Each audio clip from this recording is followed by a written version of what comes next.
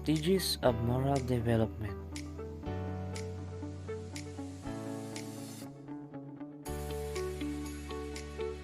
Moral development refers to the process through which a human person gains his/her beliefs, skills, and disposition that make him/her a morally mature person.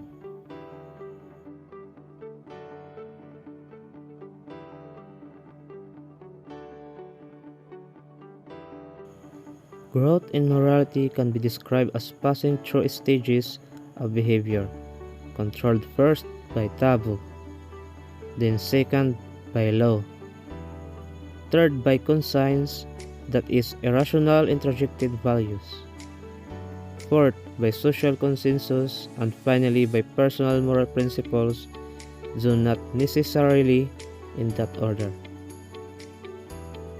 Stated differently, the 5 stages may be reduced to 3 as follows.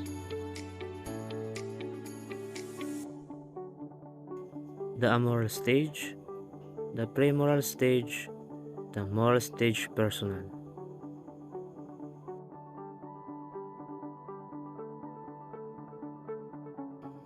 The amoral stage.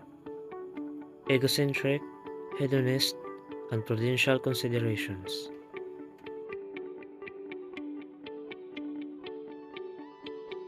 What is egocentric?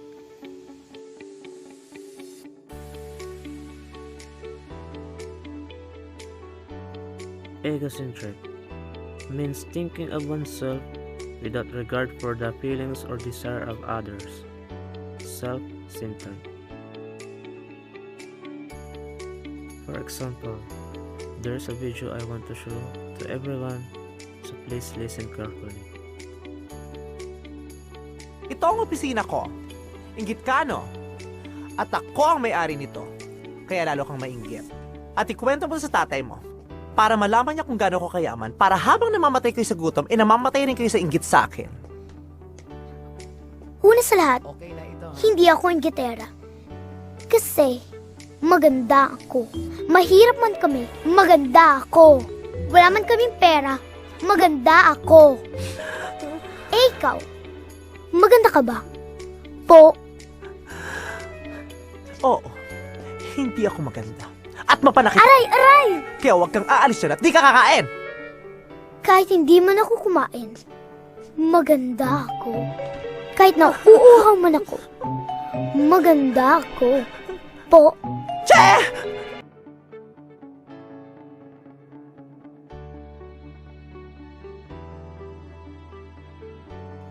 Based on the video, you can tell the child is being egocentric or self-centered.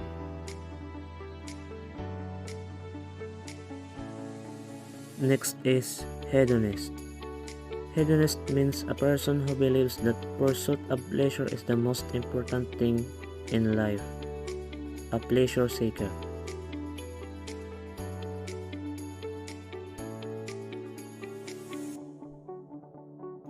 Example. A hedonist might prioritize going to the beach with friends over studying for an upcoming test because they find more pleasure in the former. While hedonism typically focuses on short-term gratification, some people view it as an ongoing pursuit of life, long happiness, and satisfaction.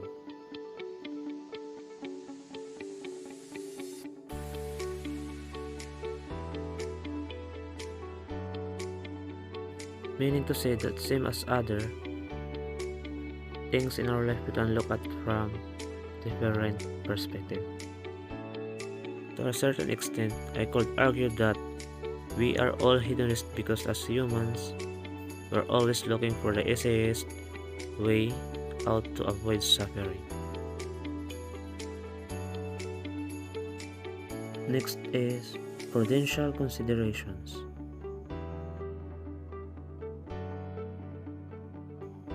Prudential considerations refers to action or decisions that are made with careful consideration of potential risk and consequences.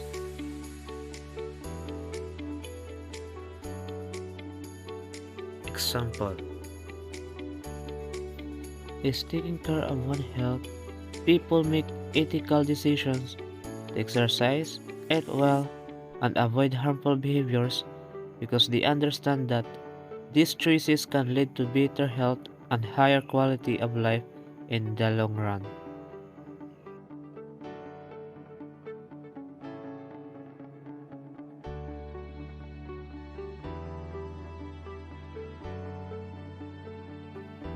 It is important to note that prudential considerations are just one aspect of ethical decision making.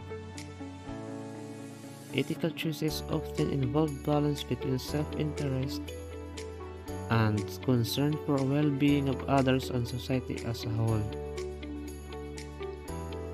Therefore, while prudential considerations are significant, they should be considered alongside other ethical principles and values.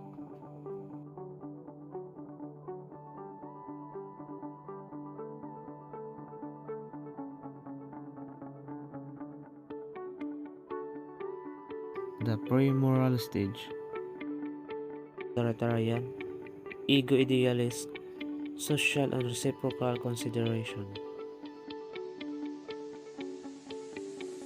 Authoritarian refers to an ethical framework or perspective that places a strong emphasis on obedience to authority, adherence to established rules and norms, and strict compliance with moral or ethical guidelines set by those in power. This approach prioritizes centralized control and often expects individuals to conform to this moral standard without questioning or challenging them.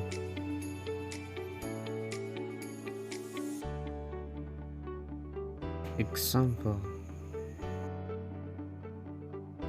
the teacher sets clear rules for behavior, such as no talking during lesson, raising hands to ask questions, and completing assignment on time. If students disobey the rules, they may face consequences such as detention, loss of privilege, or lower grades. The teacher aims to maintain as well-disciplined as orderly classroom environment where all students adhere to the same set of rules. This example illustrates how authoritarian ethics can manifest in a relatively simple and common scenario. While it can provide structure and discipline, it may also limit students' autonomy and critical thinking. The balance between authority and individual freedom is a topic of debate in educational ethics.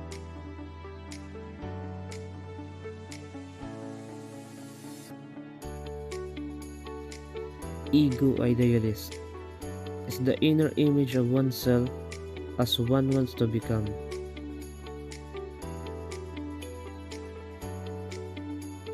Example: a business executive who seeks to maximize personal wealth, egoistic element, but does so by adhering to a strict ethical code of conduct that promotes fairness, honesty, and environmental responsibility. Idealistic element: the executive is driven by a desire to accumulate wealth and personal success, which is characteristic of egoism.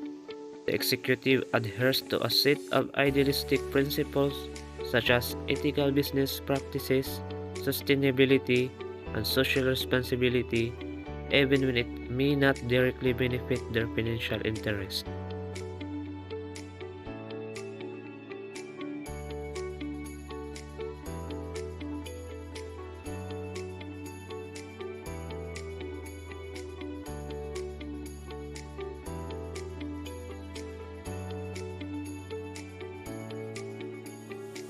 This hypothetical example illustrates how someone might strive for both personal success and ethical ideals in their decision making. However, it is important to note that this concept is not a recognized ethical theory but rather a theoretical construct, blending elements of egoism and idealism to showcase a balanced approach to ethics.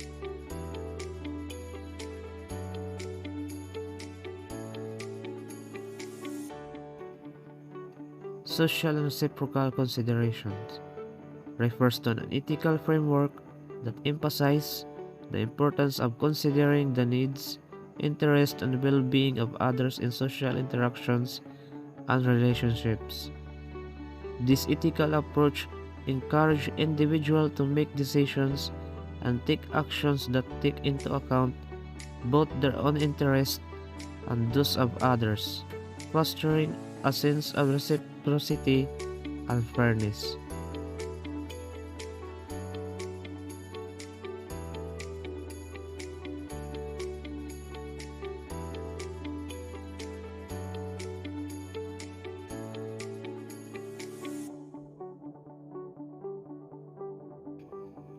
Imagine you're entering a building and you notice someone approaching behind you in this situation.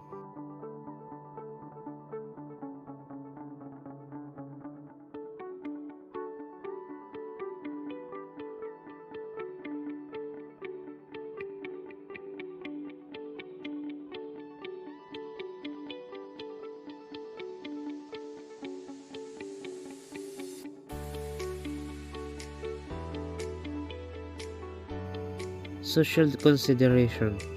You hold the door open for the person behind you as a common courtesy.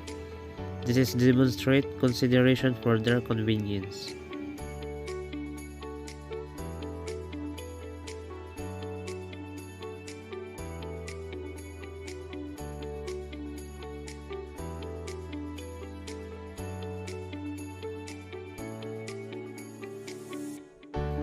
Reciprocity. The person behind you acknowledges your gesture with a smile or thank you, recognizing your act of kindness.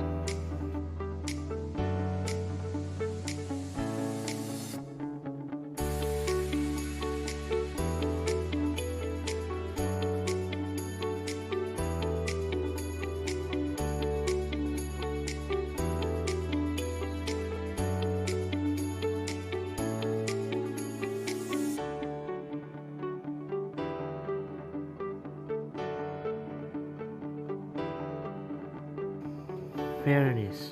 If you were in their position, you'd appreciate someone holding the door for you, so extended the same courtesy.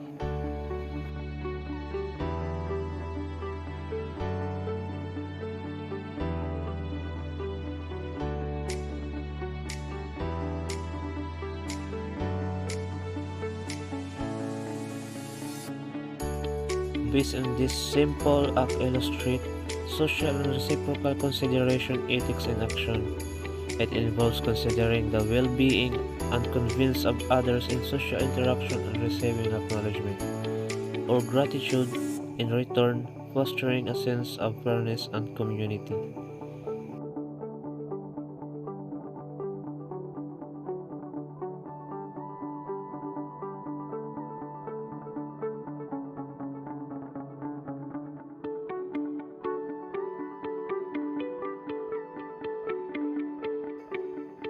The moral stage personal. Autonomous.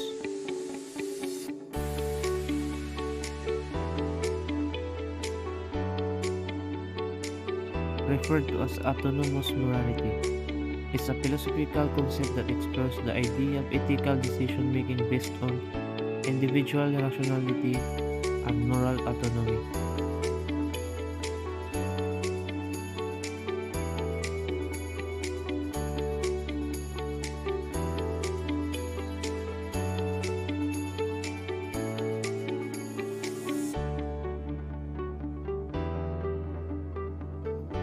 When an individual decides not to cheat on tests because they believe it is morally wrong, regardless of whether anyone is watching or there are rules against cheating.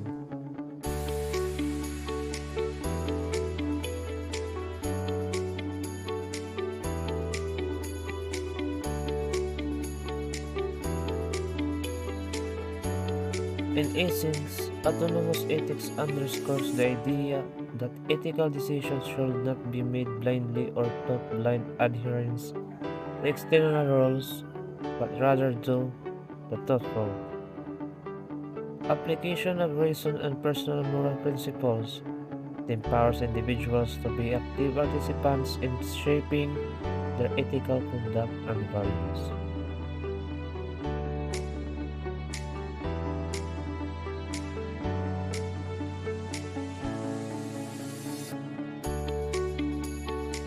Altruistic.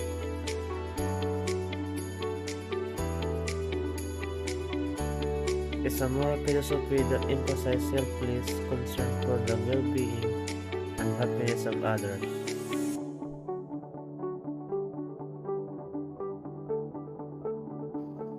It means acting in ways that prioritize the needs and interests of others over one's own, with the goal of promoting the greater good or helping others without expecting personal gain or reward.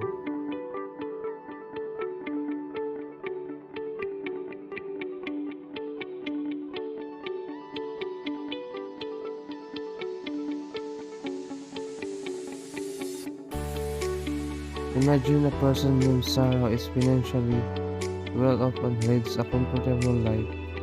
She regularly volunteers at local food bank, spending her weekends packing and distributing food to needy families in her community.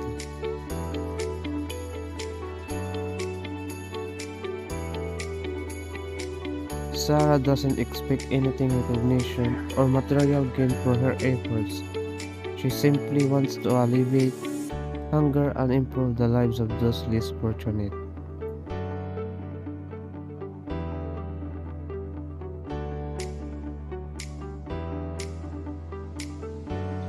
In this example, Sarah's action exemplify altruistic ethics because she is selflessly dedicating her time and resources to benefit others. Her primary motivation is the well-being of the individuals she helps, and she derives satisfaction from knowing that their actions contribute to greater good even without any personal gain.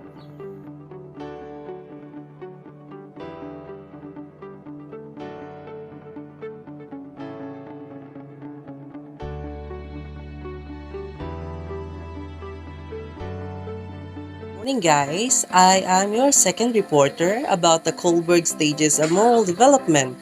Now, who will tackle about this? The proponent of stages of moral development is Lawrence Kohlberg. He is an American psychologist and he is the proponent of this theory. Kohlberg stages of moral development has three levels.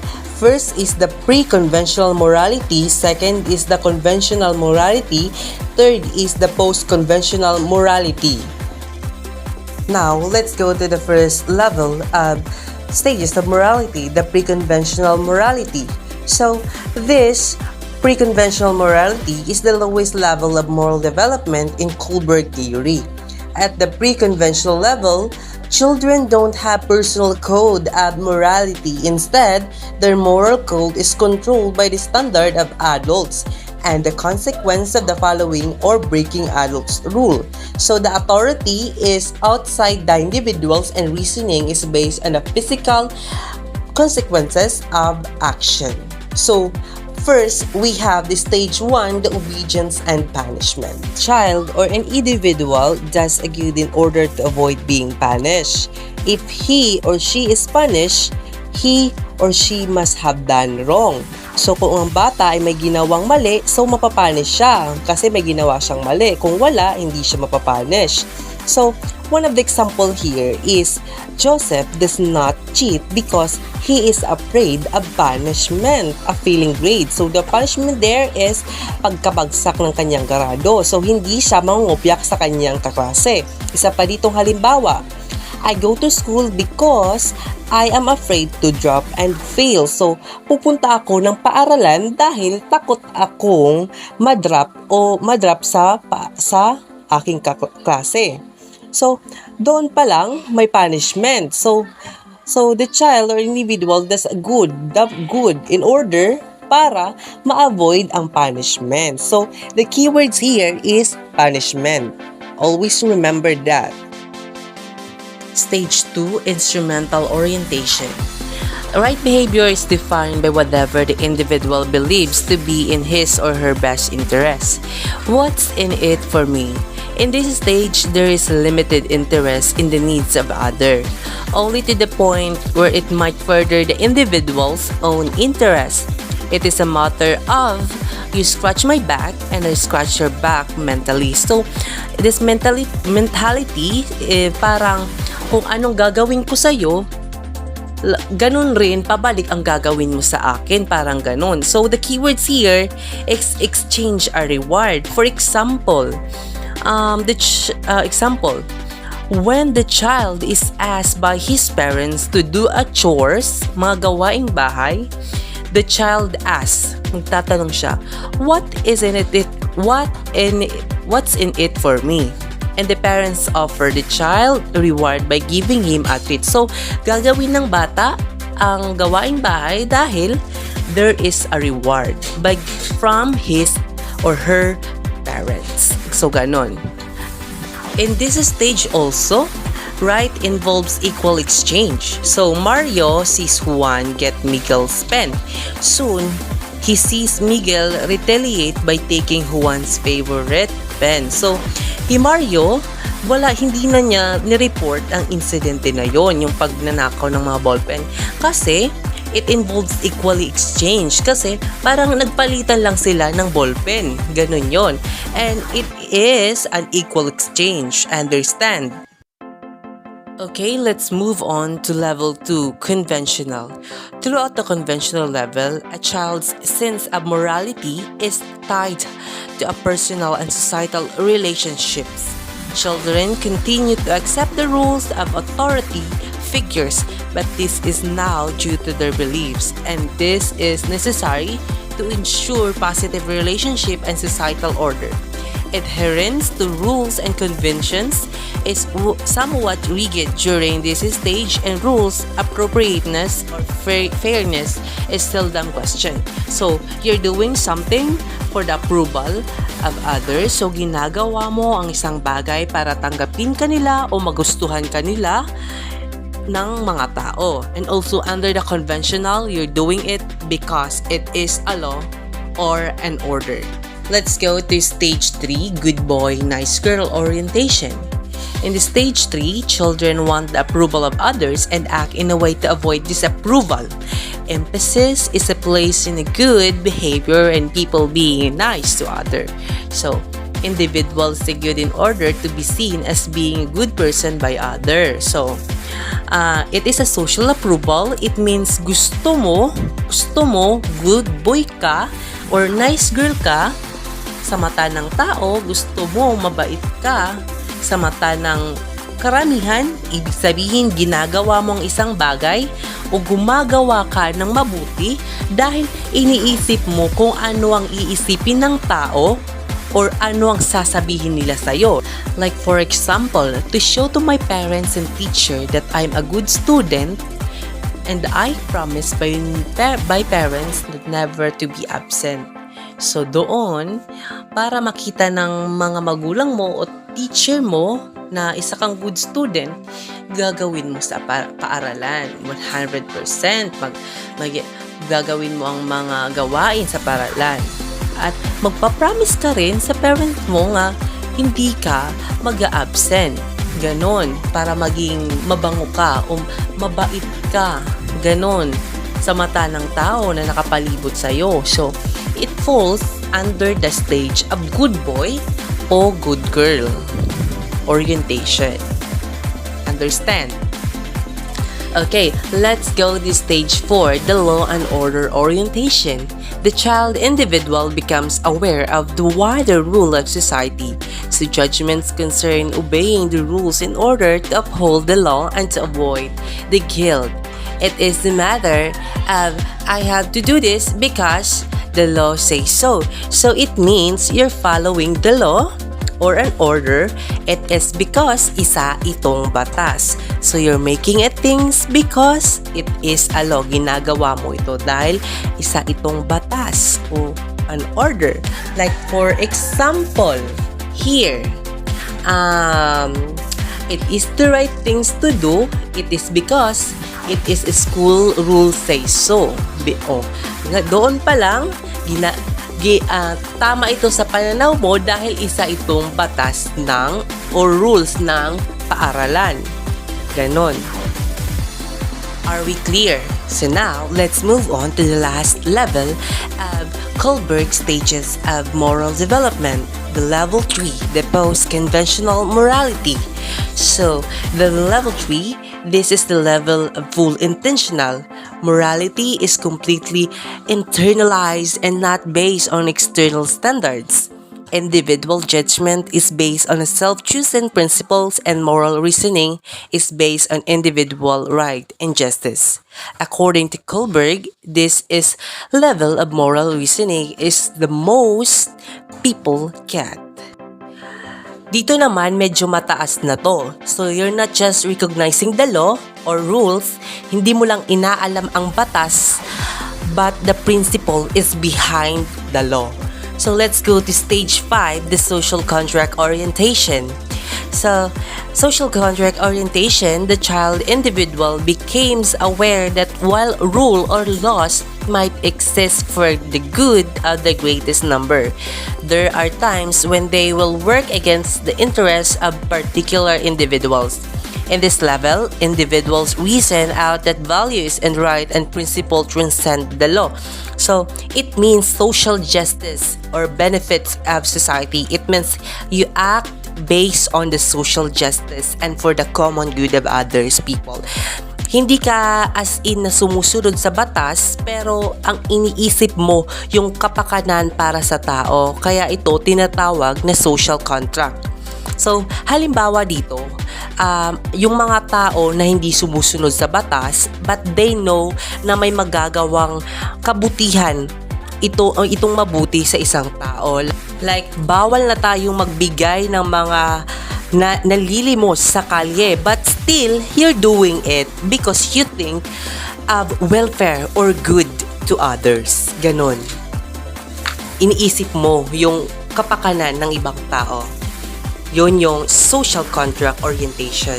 And let's move on to stage 6, universal ethical principle orientation. So, individuals at this stage have developed their own set of moral guidelines which may or may not fit the law. They have to develop moral judgment that these are based or on universal human rights. The principles apply to everyone.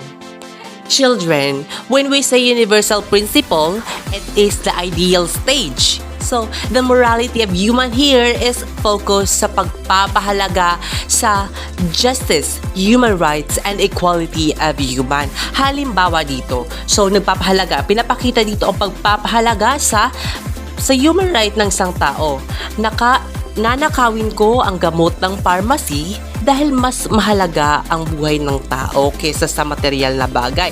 So, pinapakita doon ang human right ng isang tao. So, take note, children, huwag malilito sa dalawang stages na ito. Ang stage 5 ay nilabag ang batas para sa kapakanan ng tao. Ang stage 6 naman ay pinapakita ang pagpapahalaga sa buhay kaysa sa bagay. And that would be all. Thank you.